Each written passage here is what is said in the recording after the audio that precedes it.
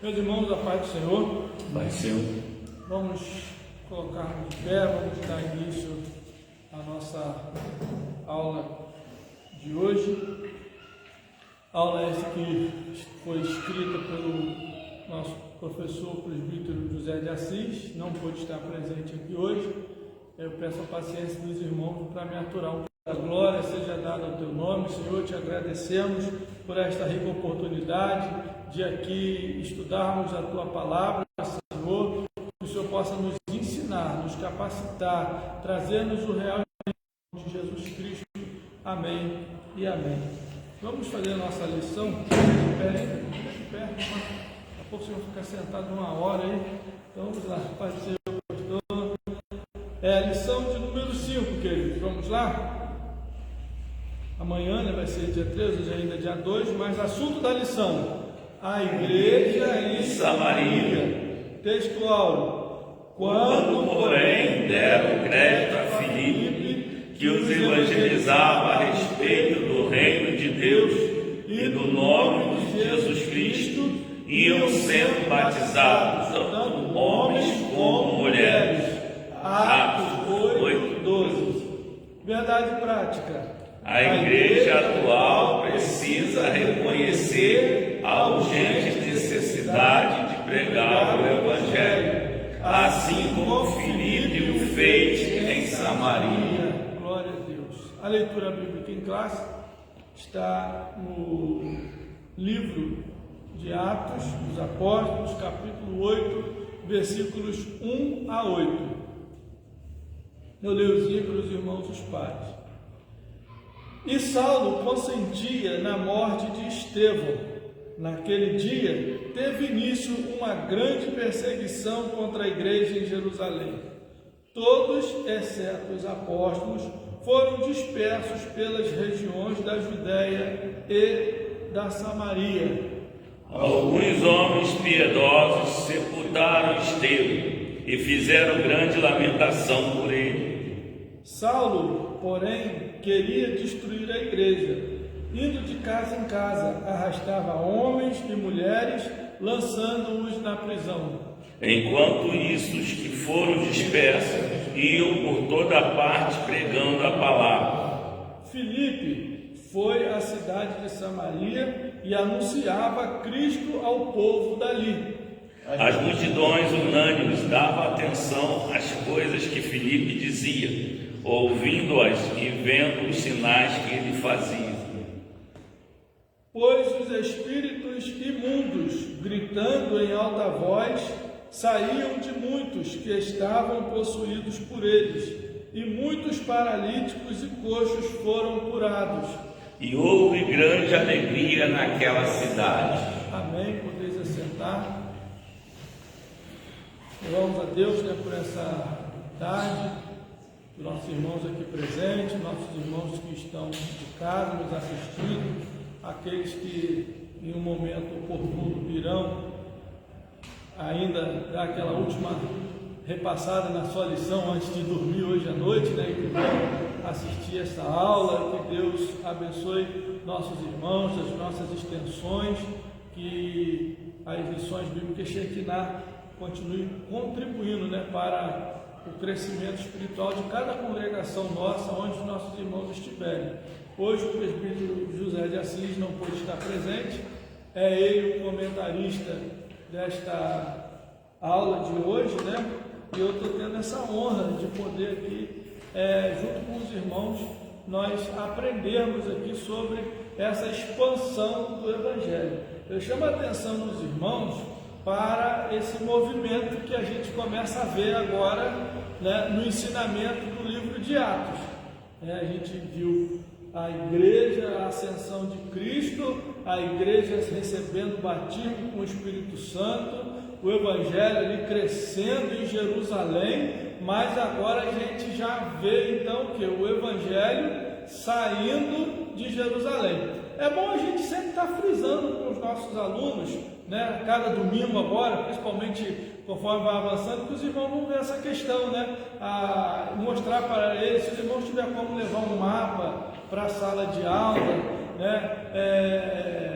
ainda até que um recortezinho pequeno, porque é um mapa ali de Israel mesmo, é um mapa pequeno, não é um mapa complexo, né? Depois, quando a gente for evoluindo para as viagens missionárias, aí você pode ir levando um mapa ali das regiões ali do Mediterrâneo, da Ásia, para que eles possam a cada domingo ir acompanhando aonde o Evangelho foi alcançando, né? Mas aqui nós, nesta lição, estamos saindo de Jerusalém, né? E caminhando para Samaria. Eu falando assim para os irmãos, né? Os irmãos têm noção da região de Samaria? Eu falando aqui agora, não, eu sei, pastor, assim no mapa, assim, na minha mente eu memorizei, assim, eu sei onde fica Samaria. Os irmãos têm noção onde fica Samaria? Amém ou não amém? Amém? Então, ou seja, ainda estamos nos termos de Israel, certo? Porque às vezes a gente fala, saiu de Jerusalém, vocês vão pensar que foi para outro país, não. Ainda estamos dentro de Israel. Samaria fica mais ao centro do país, né? Jerusalém ao sul, né? Desde aquela época das repartições das tribos, né? Por causa da guerra entre os reis, ali o filho de Salomão não vigiou e aí o reinado foi dividido, né? 2 tribos ao sul, com Roboão, filho de Salomão, e 10 tribos ao norte, com Jeroboão, filho de Nebate, né? Jerusalém fica como capital do Reino do Sul e Samaria dos termos de Israel, tá certo?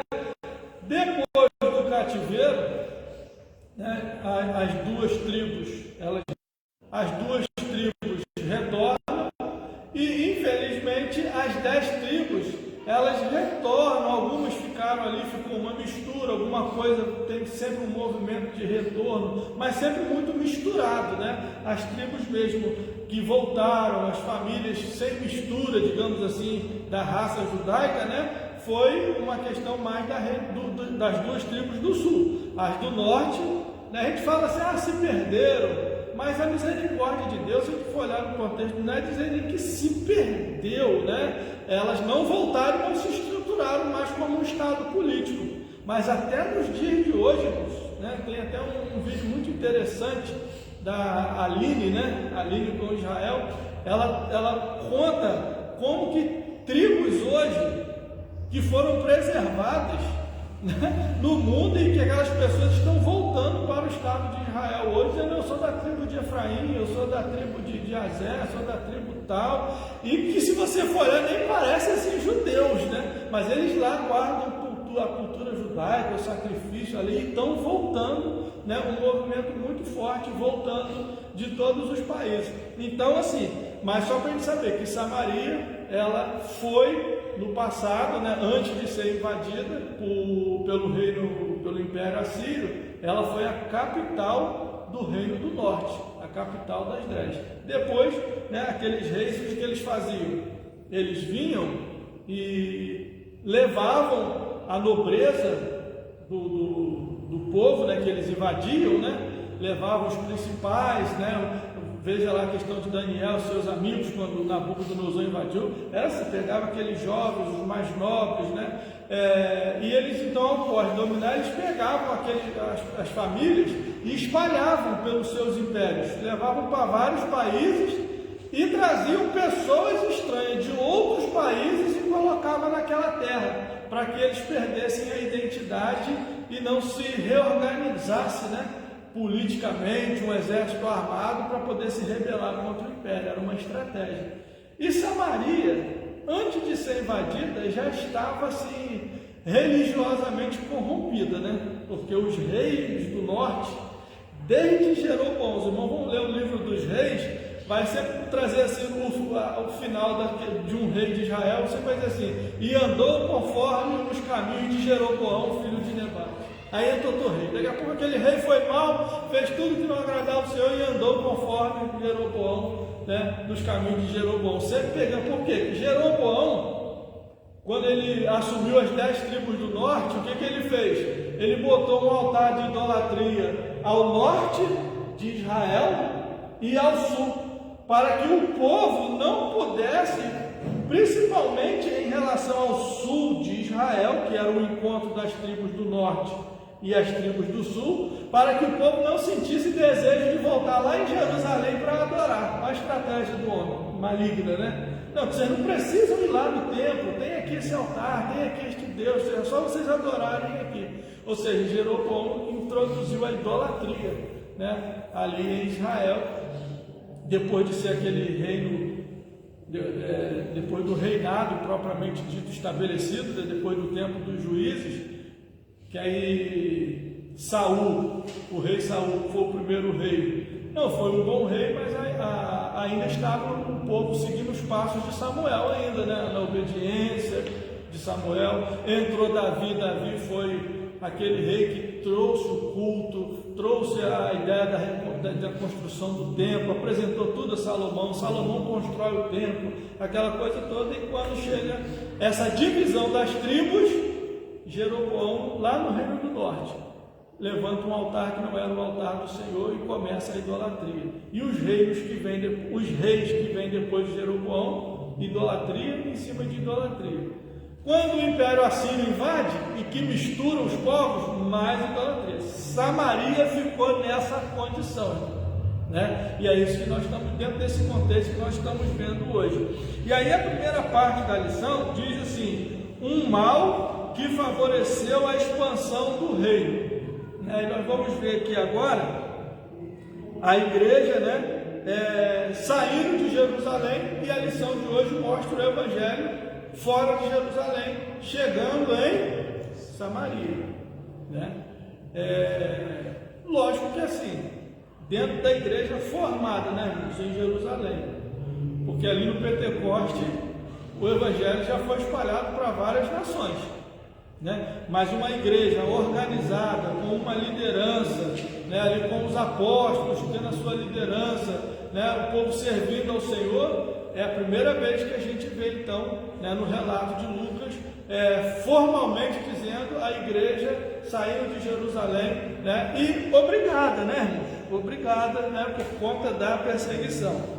Diz assim: a igreja do primeiro século em Jerusalém, logo após o Pentecoste, pôde testemunhar das maravilhas operadas pelo Espírito Santo, conversões, pessoas curadas, temor e comunhão entre os novos crentes.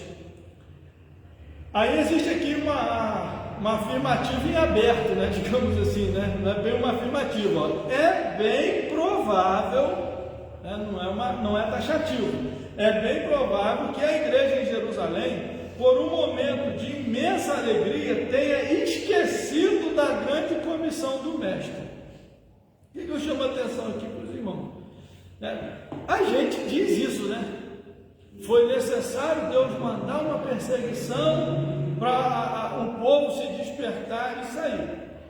A gente diz, mas assim, a gente não tem essa afirmação bíblica, né? Que Deus mandou a perseguição para eles poderem sair pregando, e que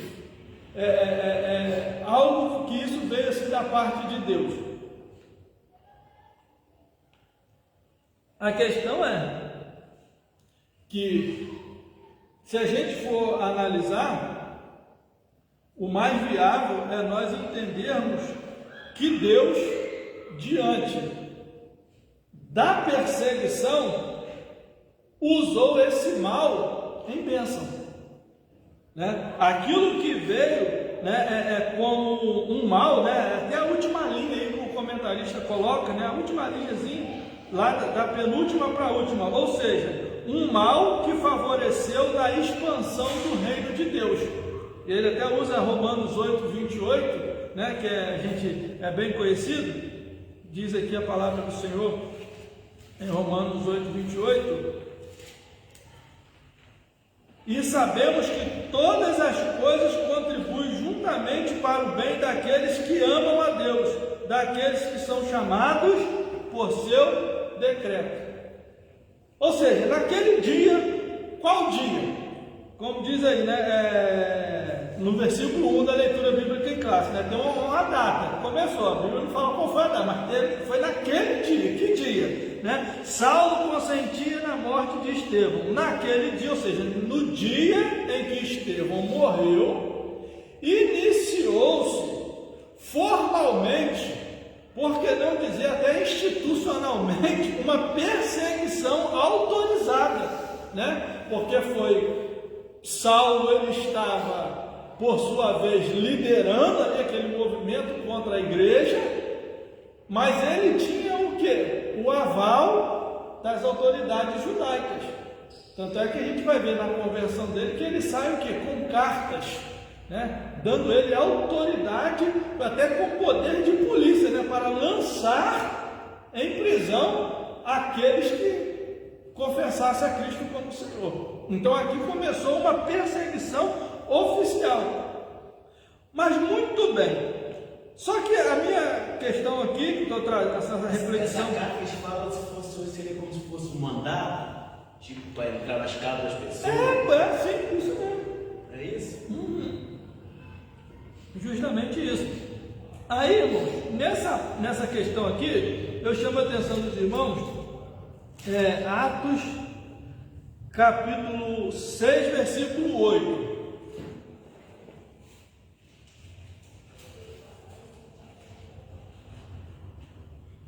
Mas aqui eu não tenho como acompanhar a hora, tá?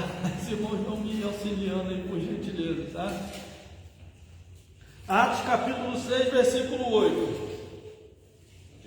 Pode. E Estevão, cheio de fé e de poder, fazia prodígios e grandes sinais entre o povo. Estevão, cheio de fé e de poder. E Estevão aqui está sendo citado como um exemplo, né? Mas assim como Estevão, né, a igreja estava cheia de fé e de poder, e que Deus estava operando muitos sinais, tanto é que os versículos anteriores está tratando de um problema devido ao crescimento da igreja. Então, o que eu quero chamar a atenção dos irmãos é para a gente não caminhar com um pensamento de que a igreja estava assim se estagnando, que a igreja estava assim muito acomodada, e aí Deus então mandou uma perseguição para assustar todo mundo, tá? Cuidado com isso daí. É bom a gente entender que a igreja estava atuante, a glória de Deus estava agindo, e eu falei, o comentarista colocou em aberto. É provável que eles tenham esquecido a grande comissão? A gente não tem como ser taxativo com isso daí. Uma coisa é fato, eles estavam ali em Jerusalém, mas já tinha irmãos pregando e levando a palavra. Por exemplo, quando nós vamos estudar uma lição mais à frente, os irmãos vão ver como é que o evangelho chegou lá em Antioquia. Foi de crentes dispersos que já estavam quando esqueci o nome do companheiro de Paulo aqui agora, Barnabé. Quando Barnabé chegou lá já estava uma igreja, pessoas já tinham pregado lá. Então, não dá para a gente ser taxativo de trazer esse ensinamento. Mas os irmãos estavam lá, né? Já vi irmãos falando, talvez até eu mesmo já possa ter pregado dessa forma, né? Ainda no passado, porque os irmãos, aí Deus mandou o poder, porque a igreja não estava agindo, a igreja não estava. Não levemos para esse lado, tá certo? Por quê? A perseguição começa com Estevão. E como que estava Estevão, irmãos? Fazendo sinais, fazia prodígios e grandes sinais entre o povo. Só o Estevão, que aqui está, porque vai falar sobre a morte dele, e a morte dele então foi o marco que desencadeou toda a perseguição, né? Paulo estava ali, então naquele dia da morte de Estevão foi muito chocante, em praça pública, o primeiro mártir, né, da igreja. Então aquilo ali foi chocante, mas dali então é que começou a perseguição. O que eu quero também refletir com os irmãos seria o quê? Que eu não consigo imaginar que foi Deus que mandou a perseguição, tá? A perseguição, ela viria independente de qualquer coisa, porque a perseguição, ela está associada, irmãos, à ação da igreja. Se a igreja trabalhar, vai levantar perseguição. Jesus, desde o início do seu ministério, lá mandando as bem-aventuranças, o que ele estava orientando já os seus discípulos? Bem-aventurados sois vós quando vos perseguirem, né? Maltratarem, falarem mal de vocês. Então, o ato de nós pregar, porque o mundo jaz no maligno. Então, quando a gente prega a palavra, irmãos, automaticamente vai levantar a perseguição. Quando Jesus falou lá em Mateus 16, 18, ali a partir capítulo 16, quando Jesus falou: as portas do inferno não prevalecerão contra a igreja. Jesus já estava dizendo o que para os discípulos ali? O assunto era sobre a sua morte, mas também já estava dizendo para os discípulos que os discípulos também iam morrer.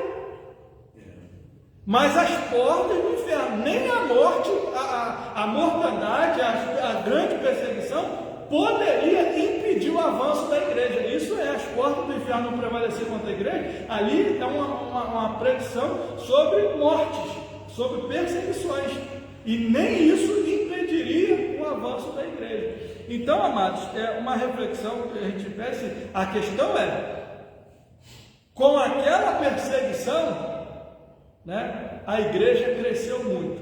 E depois daquilo ali, por exemplo, quando Paulo foi morto, ele foi morto por causa de quê? Do Evangelho. Por causa do Evangelho, não era por causa de perseguição? O imperador estava matando tudo que era tipo de crente. Já no século II, você vê a igreja sendo tida assim como criminoso. Bastava ser chamado de cristão, isso era um título de criminoso, na visão do Estado romano. E matavam mesmo, ou seja, e a igreja tinha o Evangelho, ainda com Paulo vivo, Paulo já dizia que o Evangelho já tinha alcançado o mundo inteiro, né? Que logicamente aquele mundo conhecido. Então, se o Evangelho já tinha alcançado o mundo inteiro, por que a perseguição continuava então? Então, a reflexão é a gente não levar para esse lado que foi porque a igreja não estava trabalhando, então Deus foi e mandou a perseguição. A perseguição, irmãos, na verdade, ela está até os dias de hoje. Quando nós enviamos um missionário, o missionário já chega lá, a perseguição já está lá, já está impedido, né? Então, assim, a realidade é que mediante a perseguição, o povo se firma com Deus e vai para frente. Não tem como a perseguição impedir o crescimento da igreja. Pelo contrário, a igreja cresce mais ainda. Mas eu não vejo que foi Deus que mandou a perseguição. A perseguição eu vejo ela como uma consequência. Tá bom? Porque você está incomodando o mundo. Você está trazendo o Evangelho, você está falando a verdade, você está incomodando o sistema mundano. E o sistema mundano vai se levantar contra a igreja. E aí, tá, faça essa reflexão com os irmãos, mas eu também aceito o contrário, tá bom? Tem uma lição anterior, no capítulo 4, versículo 23 a 31, fizeram até um comentário acerca disso, que ao Pedro e João ali, depois de comparecer diante do Sinédrio ali, e pregar a palavra ali, muito convincentes, foram açoitados e voltaram a orar. Por que eles foram perseguidos? O propósito era de pregar para Deus. Então, por que Pedro e João foram perseguidos? Porque curou o paralítico. Então, a perseguição já estava nos tempos de Jesus, irmão. Jesus foi morto por causa de perseguição. E a oração para que Deus me enviasse o Espírito Santo para impulsionar eles a pregar mais ainda de uma vez. Então, isso já tinha entendido. A perseguição ela já estava instaurada já nos tempos de Jesus, pastor Davi. Perseguição, às vezes, é muito sutil, né? Não existe a perseguição só pela força, existe a perseguição também velada, pela sutileza, o que aconteceu lá, né? Uma hora foi pelas autoridades, como o irmão colocou, pela força, pelo chicote, e outra hora dentro da igreja, pela corrupção, por aqueles problemas que estavam querendo tirar o foco, aí a perseguição mudou o foco depois, né? A questão é que o inimigo ele sempre está estrategicamente, de alguma forma, agindo e perseguindo, porque ele não. Qual é a missão do inimigo? É impedir o avanço do Evangelho, para que o mundo continue em trevas, porque quando o Evangelho é pregado, a luz, né, vem à mente dos homens, né, a luz do Evangelho. Amém, queridos? Então, só para a gente não forçar essa questão de dizer que foi Deus que mandou a perseguição, tinha que mandar, porque senão o povo não pregava. Acho que é muito além disso daí. Pelo contrário, Deus transformou o mal em bênção. Aquilo que era para mal, para destruir a igreja cresceu mais ainda. Ok? Aí no 1.2 nós vamos falar sobre Filipe, um dos 7 entre os dispersos, irmãos. Quem lê para a gente aí? 1.2? Não é possível abordar sobre a presença da igreja de Samaria sem mencionar a pessoa de Filipe. um homem cheio do Espírito Santo e de sabedoria, escolhido entre os 7 para atender às necessidades das viúvas. Atos 6, versículo 1 ao 7. E que mais tarde tornou-se um grande evangelista, pregando e batizando em Samaria, versículo 12. Pregou também para o eunuco etíope. Atos 8, versículo 26 a 39. Foi trasladado pelo Espírito Santo para o Azoto e depois vai para Cesareia. Atos 8, 40. A perseguição em Jerusalém fez com que o povo fosse disperso e Filipe contava entre eles. É importante ressaltar que não estamos tratando aqui do apóstolo Filipe, que ficou com os outros em Jerusalém. Versículo 1. Filipe, entre os dispersos, desceu a Samaria e ali operou grandes sinais, e a mão do Senhor era sobre ele. Versículos 6 e 7. Filipe é um exemplo para muitos obreiros. Não estava apenas para servir às mesas, assistir às necessidades das viúvas. Além dessas tarefas, entendeu a grande necessidade de anunciar o Evangelho e também ganhar de sua casa. Em Atos 21, 8 até o 9, diz que ele tinha 4 filhas virgens que profetizavam. Então, nesse ponto a gente está dando então um destaque para esse personagem, né? Conforme o episódio dessas colocam. Não dá para falar sobre o Evangelho de Samaria sem falar de Filipe, né? Primeiramente Jesus passou por lá, fez aquela obra maravilhosa, já deixou os crentes lá, né? Jesus começou esse trabalho, foi a mulher samaritana, os homens e muitos da cidade. Aqui eles são da borda, né? Muitos da cidade creram. E talvez aí 1 ano, 2 depois, não dá para a gente ser preciso assim, chega ali Filipe fugindo da perseguição e Deus usa Filipe. Este Filipe agora, né, ele era um dos 7, né? Aí, irmãos, embora a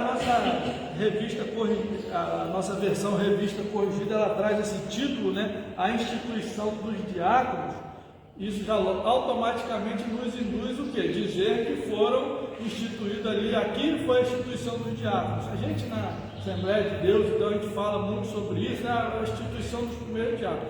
Mas há um entendimento, né, até mesmo no preparar desta lição, os comentaristas, os consultores, né, a gente lê e vê o entendimento dos expositores, dos autores. Aqui não foi a instituição dos diáconos, né, como um ministério diaconal. Isso vai mais à frente com a formação das igrejas. Aí você vai ver Paulo lá em Timóteo falando sobre o presbitério e também sobre o diaconato, tá certo? Então entende-se que aqui não foi uma instituição de diáconos, tá? Foram homens que foram separados por uma missão, por um propósito, e que não demorou muito, isso aqui se desfez também, né? Porque eles tiveram que fugir, todo mundo embora, foi cada um para um canto, né? Mas foram homens cheios de fé, né? Cheios do Espírito Santo, de bom testemunho para fazer essa missão, até porque iam lidar com mulheres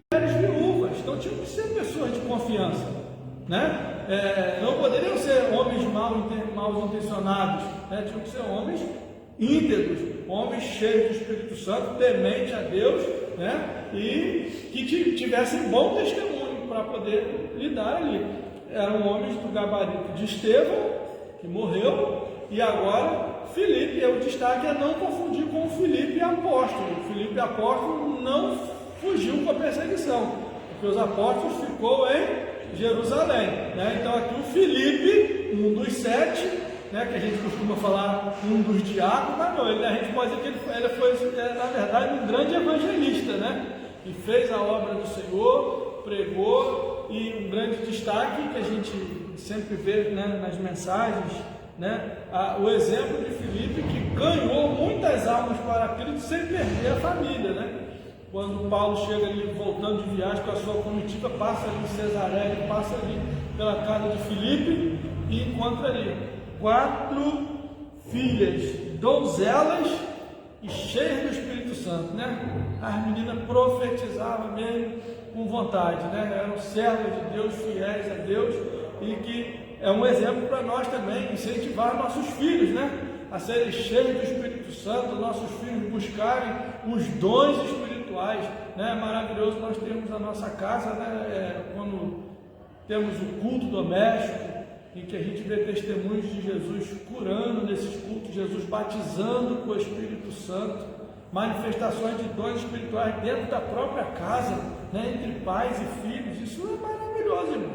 Isso é glorioso, né? Então, na casa de Filipe tinha essas bênçãos, né? Então, Filipe, ele era um grande evangelista, ganhador de almas, e também não perdeu a sua casa. A sua casa manteve um padrão espiritual, né? Desejável, né? A gente olhar assim e ver um padrão espiritual maravilhoso isso também neste lar. A ideia de o obreiro tem que estar pronto para tudo, né? Alguns falavam, não, só sirva a mesa aí, camarada. Sim, bom destaque, né? A observação do irmão. E outra coisa, além da gente dizer que aqui esses 7, né? A gente afirmar que era 7 diáconos, que aqui era o diaconato, né? E aí ainda faz uma outra confusão, né? Que é essa questão de servir as mesas, né? Hoje, o que a gente fala de servir as mesas? No nosso contexto hoje, quando os irmãos, os diáconos estão servindo a mesa. Qual é a mesa que a gente se refere hoje? A mesa da ceia. E aqui no contexto bíblico não tinha nada a ver com mesa de ceia, né? Aqui era servir a mesa das viúvas, das necessitadas, né? Era um problema social dentro da igreja e que eles tinham que atender aquele problema social ali, enquanto os apóstolos se dedicariam à oração e à palavra de Deus, né? Eles estavam sobrecarregados e aqueles homens foram levantados com esse objetivo. Não era mesa de ceia. Então, assim, conforme o comentarista que está sempre fazendo uma aplicação aos obreiros atuais, é para que os nossos obreiros hoje, os diáconos também, atentem que não é só uma vez no mês colocar uma gravata e estar ali pronto para servir a ceia, né? O ministério do diácono, né? Se quiser tomar como espelho aqui esses 7 homens, lembre-se que era muito além do que servir mesa de ceia, é mesa de quem tinha fome. Entendeu? Essa era a realidade. E Filipe não ficou só dentro daquela visão, né? Ah, não, minha missão é cuidar das viúvas. Ele cuidou, foi de tudo. Ele cuidava das viúvas, mas pregava o evangelho, expulsava demônio, batizava nas águas, ensinava o povo, né? Era um obreiro cheio do Espírito Santo e estava apto para diversas tarefas, né? Segunda parte do estudo. Samaria, uma cidade sedenta de Deus. Uma cidade sedenta de Deus. 2.1. Povo reverente à palavra. É notório, através da narrativa de Lucas, a maneira como os samaritanos receberam a pregação de Filipe. Todos unanimemente estavam atentos e com muita reverência davam atenção ao que ele dizia. Diferente de muitos que, quando Jesus ainda estava na terra, o buscavam apenas pelo milagre e não por sua pessoa, né? Lá a multiplicação dos pães, a passagem aí, né? Que eles atravessaram o mar atrás de Jesus e Jesus repreendeu a comida que perecia, né? Vamos em frente. Os samaritanos puderam provar o quanto estavam sedentos do Pai. Só quem tem sede vai à fonte. E os samaritanos não perderam a oportunidade quando lhes foram apresentados a fonte da água da vida, Jesus, que já é a passagem da mulher samaritana. E o resultado não podia ser outro senão a alma saciada. É importante destacarmos que o Senhor Jesus, no encontro com a samaritana, lançou a semente em seu coração e ela com muita alegria proclamou as boas novas aos seus. E o que contribuiu significativamente para a formação da igreja naquele local. Foi o que nós falamos no início, né? Jesus começou ali aquela grande obra ali, né? Muitas pessoas, conforme as referências aqui, ó, vamos ler só a última referência, o 4, 39 a 41. Quem achar pode ler, por favor. João 4, 39 a 41.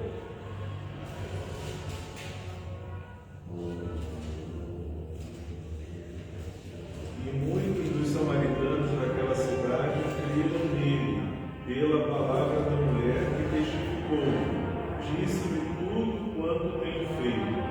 Indo, pois, ter com ele os samaritanos, rogaram que ficasse com eles, e ficou ali 2 dias.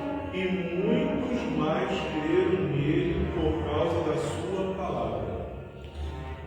E olha que interessante, irmãos. Eles creram em Jesus por causa da sua palavra. Não foi por causa de sinais, né?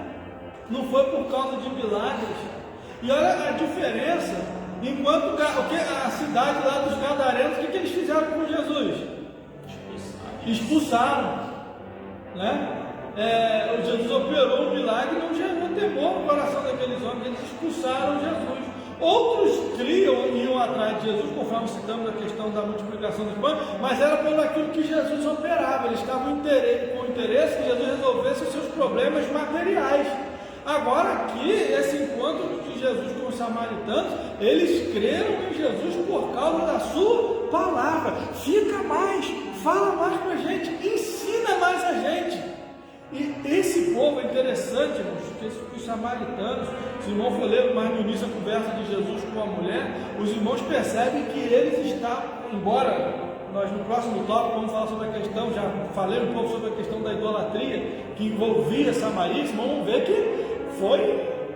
que era demônio para tudo quanto é lado ali, dá para ver, quando Filipe começa ali naquela obra ali, Jesus operou muitos milagres, mas que também expulsou muitos demônios, era uma cidade oprimida, mas ao mesmo tempo era um povo que estava sedento, e eles aguardavam o Messias, né, irmão?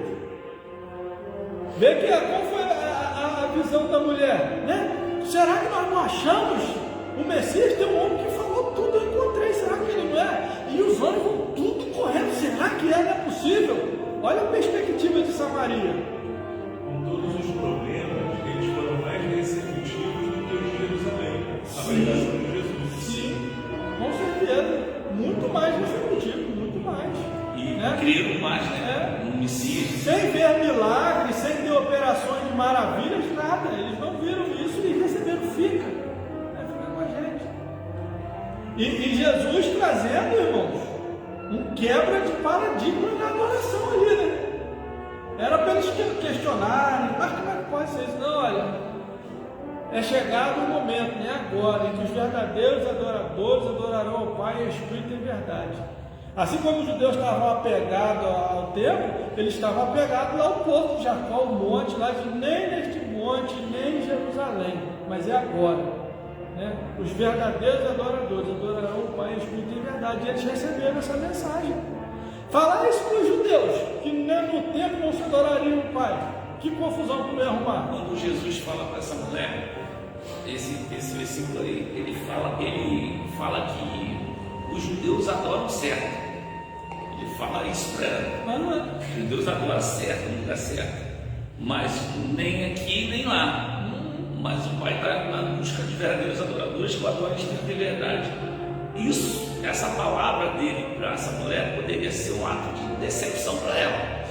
Se ela fosse alguém que... Mas ela passou por cima disso e entendeu que as revelações que Jesus fez sobre a vida dela, sobre o casamento destruído que ela nunca teve, né? Os maridos que nunca tinham sido dela, e as palavras que Jesus falou, como ele falou para ela, que a gente crê que o Espírito Santo agiu naquela conversa, fez com que ela reconhecesse que Jesus era o Messias. Os judeus estavam na ignorância tendo a lei. Os samaritanos estavam na ignorância por falta de que alguém os ensinasse. Viveram aquela mistura histórica de povos, foram apresentados para eles vários deuses, mas eles, de alguma maneira, milagrosamente, eles guardaram a expectativa do Messias. Eles estavam esperando o Messias, sem muito entendimento, sem muito esclarecimento, mas quando Jesus veio, eles estavam com sede. O problema deles era a ignorância, né, que eles estavam ali afundados, mas estavam querendo sair daquela situação. Nem o problema transcultural conseguiu destruir, né? Não. E tipo, trazer um pouco de outro. Tipo, hoje, às vezes a mãe, o pai ensina o filho, né? O filho ainda não aceitou Jesus, vai para um caminho totalmente diferente. E olha agora. Por outra religião, mas chega um ponto que. E olha a característica deles agora no tempo dos apóstolos. Continua a mesma percepção. No capítulo 8, nós estamos estudando, versículo 5. Vamos ver aí rapidinho para os irmãos perceberem que eles estão nessa mesma perspectiva. Deus operou muitos milagres, muitos sinais em Samaria, operou, mas não foi isso que eles estavam chamando a atenção deles no primeiro momento, não. Versículo 5, ó. E descendo Filipe a cidade de Samaria, lhes pregava a Cristo. Ó, está pregando, né? E olha no versículo 6. E as multidões unanimemente prestavam atenção ao que Filipe dizia, né? Então vê que eles estavam querendo aprender, porque ouviam e aí também viam os sinais que ele fazia. Mas vão ver que ele é um povo voltado para conhecer, querer aprender, né? Sair da ignorância, e por isso Deus operou tantos milagres em Samaria. 2.2. Temos quanto tempo aí, queridos? 15 minutos. Vamos lá. Deus trouxe libertação ao samaritano. Isso aí. Aí aqui vai abordar a questão que nós falamos, que é a questão histórica lá no início da aula, né? Sobre as 10 tribos do norte, do sul, e que Samaria já historicamente estava afundada em idolatria, mas com o poder da palavra, a Bíblia diz o quê? Que Deus operou muitos sinais. É o versículo 7, ó, capítulo 8, versículo 7 de Atos. Pois que os espíritos imundos saíam de muitos que os tinham, clamando em alta voz, e muitos paralíticos e coxos eram curados, e havia grande alegria naquela cidade. Então Deus, apesar de uma cidade historicamente, né, afundada em idolatrias, em possessões malignas, muitos ali estavam nessa condição, mas era uma cidade sedenta de Deus, e que recebeu a palavra de Deus com alegria, né? E com alegria é o 2.3, que o comentarista aborda aqui nas primeiras letras, né, aqui do texto, sobre essa questão da alegria, né, que é algo que o nosso Deus é um Deus de alegria, né? Ele falou sobre a alegria em servir a Ele, tanto no Antigo quanto no Novo Testamento, e o comentarista aqui nas suas referências, ele aborda esse aspecto da alegria, uma alegria que vem de Deus, né? Alegria em servir a Deus, uma alegria em cultuar esse Deus. Então, e Samaria recebeu essa alegria, porque quando Deus expulsou aqueles demônios, aquelas pessoas foram curadas, eles ouviram a palavra, a cidade foi tomada de grande alegria, né? E às vezes, pastor as pessoas muito na época dá para entender que parece que essas idolatrias impostas aí parece que foi por conta de força. Tipo assim, o governo é assim, foram escravizados pelas assim. Sim, mas desde os tempos, vamos dizer, desde Jeroboão foi assim. Jeroboão chegou e decidiu: agora o Deus de vocês é esse aqui, o altar está aqui, sempre precisa de Jerusalém. E os outros reis que foram vindo, né, até cita aqui a questão de Acabe, né? Acabe já se prostrando diante de Baal, né? E o reinado de Acabe ainda foi mais enfático ainda com essa questão da idolatria de Israel. Eles começaram então a se prostrar diante de Baal, né? Do seu casamento com Jezabel, né? Então isso aí foi gravíssimo, e Samaria era a capital, irmãos. A gente tira a ideia de capital ainda nos nossos dias. O que você mais vê nas capitais, né? É onde você vê mais um desvio, com aquele pretexto de desenvolvimento cultural, irmãos. É ali que está mesmo o lixo da imoralidade, está tudo ali, são nas grandes capitais, né? Então, a terceira parte da lição diz assim: o extraordinário cuidado dos apóstolos com Samaria, né? E nós vamos ver agora que o Evangelho chegou em Samaria, a palavra de Deus cresceu, mas o que estava assim diferente em Samaria, irmãos? O que estava faltando lá? O que estava faltando em Samaria? O Evangelho chegou. Pastor, alguém para pastorear, para orientar. Então, não tinha com o Espírito Santo. batismo do Espírito Santo, né? Porque Filipe estava ensinando, estava batizando nas águas, né? Ele estava ganhando almas, operando sinais e maravilhas, mas ninguém estava sendo batizado com o Espírito Santo, né? Isso chegou a notícia lá em Jerusalém e os apóstolos, né, enviam Pedro e João. Vamos lá, 3.1, uma visão estratégica. Isso está com base lá no versículo 14. Os apóstolos, ao saberem das conversões em Samaria, imediatamente enviam Pedro e João para darem suporte ao crescimento da igreja. É importante ressaltar que havia uma celeuma, uma contenda, um problema ali histórico entre judeus e samaritanos. E Filipe entende sobre a responsabilidade eclesiástica apostólica. Essa foi uma oportunidade propiciada pelo Espírito Santo para a transformação dos samaritanos. Discorrendo sobre isso, o apóstolo João, que outrora desejou matar os samaritanos por não receberem Jesus, né? Quer que a gente ora com Obelize e que caia fogo, né? Esse mesmo João, agora como é que a história se inverte, né? Agora tem o privilégio de, juntamente com Pedro, orar por eles para serem revestidos de poder, ou seja, as barreiras transculturais religiosas caíram por terra. Só o Evangelho faz isso. Verdadeiramente, né, irmãos?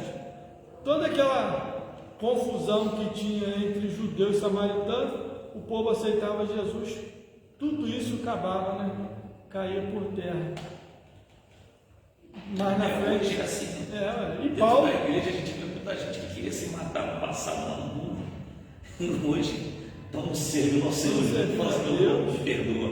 Eu não sei de que fazer aquilo. É a presença do Espírito. A presença de Deus, né? Então essa obra que Deus faz, Ele joga por terra, né, as barreiras culturais, os preconceitos, né, seja quais forem, né, raciais, preconceito de gênero, tanta coisa mas quando chega na igreja, quando eu falo gênero, é gênero masculino e feminino só, tá? Então assim, mas por quê?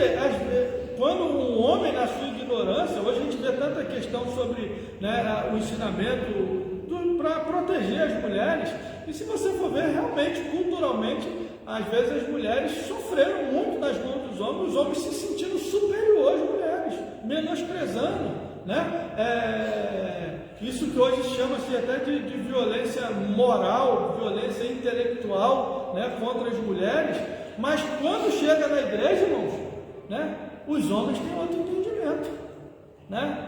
Entende que as mulheres são adjuntoras, criadas por Deus para estar como auxiliadoras do nosso lado, mas isso, quando chega na igreja, quando o cara está lá no mundo, o cara vai para as suas vidas lá, chega em casa bêbado, sujo, fedorento e obriga a mulher a se submeter a situações de empregada, de escrava, ainda humilha e tal, né? Ou seja, olha o entendimento de um homem sem Deus, mas quando ele aceita Cristo como Salvador, a história muda, né? Então é isso que o Evangelho proporciona. Aquela briga de judeus e gentios, que era uma questão cultural, religiosa, acabou. Mas na frente Paulo vai, conforme o Evangelho cresce entre os gentios, a igreja ainda estava sem entender, né, sobre aqueles problemas de ter que cumprir a lei de Moisés ou não. Então Paulo traz sempre aqueles ensinamentos enfáticos sobre a questão de que agora nós somos um povo só, né? Toda a barreira foi jogada por terra, judeu e gentio é um povo só, é a igreja, né? Paulo aborda muito isso na carta aos Efésios. Então, amados irmãos, isso é o poder do Evangelho. 3.2. A missão de Pedro e João em Samaria. Outro irmão pode continuar lendo aí. A missão do servo de Deus não era outra senão ajudar a Filipe e o encorajar no grande trabalho feito ali. Vale destacar que na obra do Senhor todos são importantes.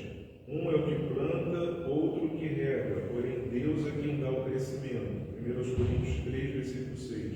E Filipe pôde perfeitamente compreender este mistério. Não se sentiu menosprezado com a chegada dos apóstolos, o que infelizmente não acontece em algumas igrejas. É satisfatório quando os obreiros conseguem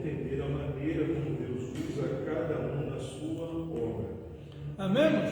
Filipe poderia ter ficado envaidecido, né? Não precisa vir aqui não.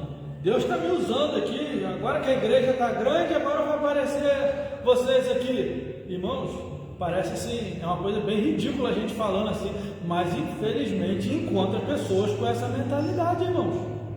Agora olha a humildade de Filipe. Até aqui Deus me usou. Daqui para cá, não sei porquê, embora Filipe fosse cheio do Espírito Santo, batizado com o Espírito Santo, revestido de poder, mas enquanto ele orava, não havia manifestação do batismo do Espírito Santo, né? Mas tantas outras coisas Deus operou. Vem Pedro e João, impõem as mãos. Será que Filipe já não tinha chamado os irmãos na frente para receber o batismo do Espírito Santo? Tanto é que a notícia chegou lá em Jerusalém. Deus usa cada um conforme Ele quer. Tem gente que tem dom de cura, tem gente que chega aqui, se orar uma vez só por uma pessoa, só vai ser curado. É ele, não, mas é aquilo que Deus colocou na vida dele. Tem gente que se orar, tem pessoas até hoje que tem esse ministério. Eu já vi pessoas que, quando ele chama na frente e ora, as pessoas são batizadas com o Espírito Santo. Ah, por causa de que eu oro e a pessoa não é porque Deus tem um trabalho com ele assim. E vamos ser humildes, né, irmãos? E se você, vamos pensar, esse irmão lá na congregação de vocês, né? De repente, se estiver passando por essa situação aqui em Samaria, vou chamar um irmão aqui, esse irmão elevado, para dar uma sacudida aqui nessa igreja, irmão. E quem que vai ganhar com isso? Você vai ter uma igreja abençoada, uma igreja com dons espirituais, né?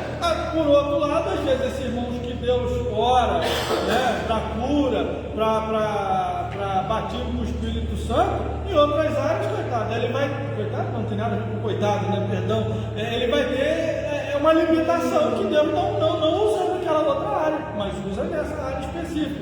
Então, a gente é um ensinamento interessante aqui que a gente pode tirar como lição para a gente. Filipe, um obreiro, que vamos dizer que, podemos assim, para a cidade de Samaria, ele estava assim em alta, né, irmãos? Estava em alta. Algum obreiro poderia se envaidecer, não precisa aqui, é o meu ministério, Deus está me usando e tal. Não, mas ó, se chamar uma ajuda aí na igreja que está boa, pode melhorar ainda mais. Né? Então isso aqui foi muito bonito. Logicamente, foi uma oportunidade de Deus trabalhar na mente de Pedro e de João também, né? Porque Pedro e João lá atrás eles tinham um entendimento ainda em relação a Samaria, né? O próprio João pedindo para descer fogo do céu e matar todo mundo. Deve ter vindo somente de João, né? Meu Deus, se eu tivesse orado, se Jesus tivesse deixado de orar, esse povo estava tudo perdido hoje. Olha, são tudo bênção hoje. Não é assim que a gente vê quando os irmãos chegam na igreja. Olha, são tudo bênção. Se Jesus não tivesse tido misericórdia, tivesse dado livramento, olha que irmão abençoado hoje aqui, é tudo bênção, né? Olha só. Eu acho que todo obreiro tem que ter aquela ideia de João Batista, preparar o caminho para o outro. Até aqui eu fui, fulano, você agora é contigo. Mas tem gente que não quer ser segundo do outro, tem uma igreja que ele nunca fez nada.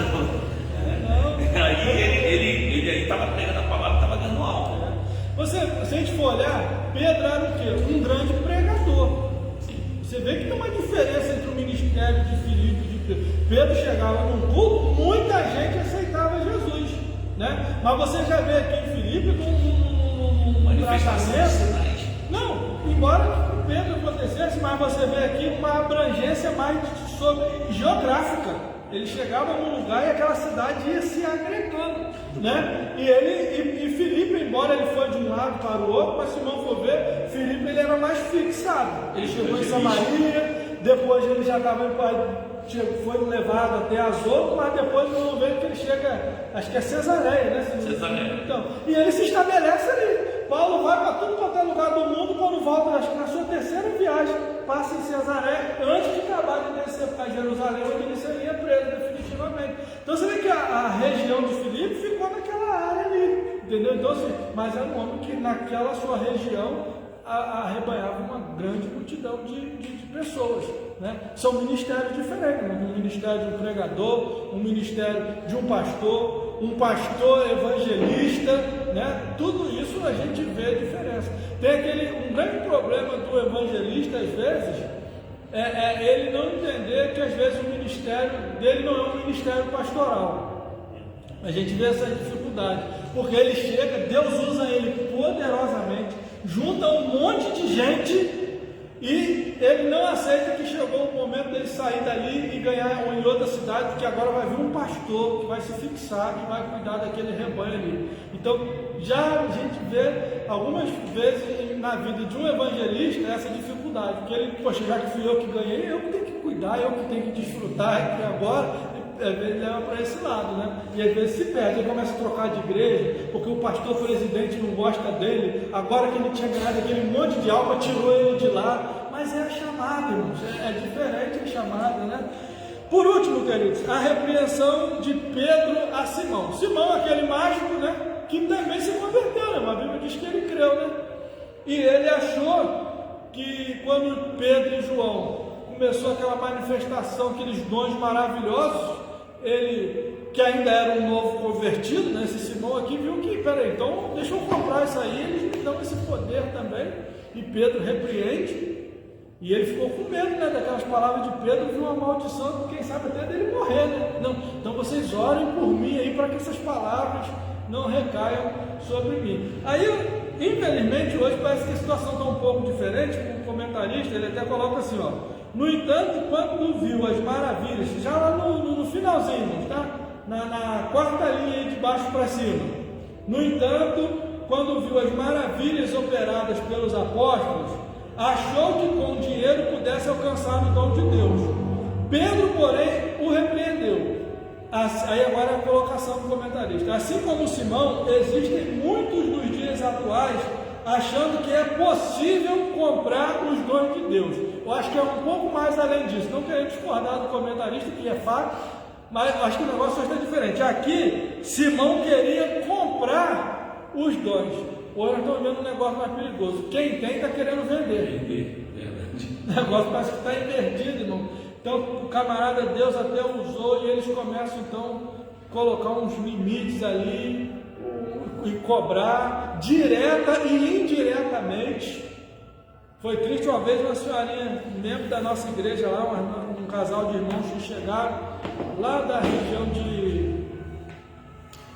depois de Lima Duarte, lá, vieram congregar cá em Juiz de Fora com a gente. Eles falaram que um dia passando em frente a uma determinada igreja e tinha lá uma mesinha de oração, um caderninho de oração, ou seja, oferecendo oração. Eles passando na calçada, viram e perguntaram como é que fazia. Não lembro o valor, vou colocar aqui R$10 pela oração. Eles disseram: irmão, dá aqui R$10 aqui, a gente vai fazer a oração pelo senhor. Olha aí, então hoje, isso, né? Mas hoje tem gente que cobra mais caro, não tem? Tem gente, entendeu? Tem gente que cobra bem mais caro, né? Então assim, não, você dá tanto, contribui tanto, ajuda aqui, abençoa nisso daqui, que a gente vai orar para Deus te abençoar. Ou seja, está invertido, né? Nós estamos hoje. Simão queria comprar, Pedro não se vende. Hoje, alguns líderes, né, supostos líderes, pseudos líderes, estão vendendo, estão oferecendo mesmo. Quem quer comprar? Paga o que tu leva.